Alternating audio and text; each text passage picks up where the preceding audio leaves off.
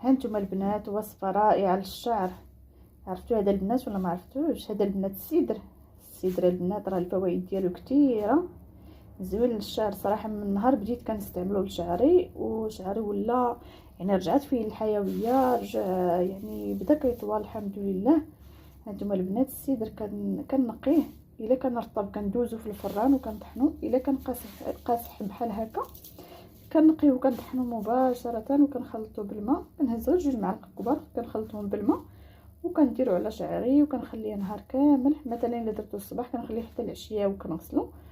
وإلا بغيتو البنات تخلطوه مع الحنه الطبيعيه اللي كنديرو لشعرنا، خلطوا ديروا مثلا معلقه من السيدر ومعلقه من الحنه، راه زوينين البنات. الفوائد ديالهم راه كثيره ومفيدين للشعر.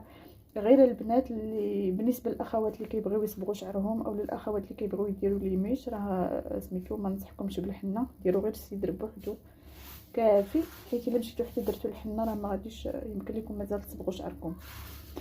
وصافي البنات صراحه هاد الوصفه رائعه بزاف ونفعتني صراحه. والله الا البنات هاد الوصفه اللي نفعتني، حيت انا كان شعري كيطيح بزاف، شعري تقريبا طاح ليا كامل. وصافي من نهار بديت كندير هاد الوصفه هادي بدا كيطول عاوتاني. ردوا البال البنات راه فيها سميتو فيه الشوك بزاف، هاد السيدر كيكون عامر بالشوك والشوك ديال البنات راه قاصح. المهم كما قلت لكم كطحنوه وكتغربلوه، ضروري البنات يتغربل. فاش كطحنوه ضروري تغربلوها البنات، حيت كيبقاو فيه دوك الشوكات. واخا كطحنيه مزيان هاد الوراق هادو دوك الشوكات كيبقاو فيه ما كيطحنوش مزيان. المهم البنات ملي طحنوا غربلوه. هذه هي الوصفه البنات اللي بغيت نشاركها معكم، جربوها راه زوينه بزاف للشعر.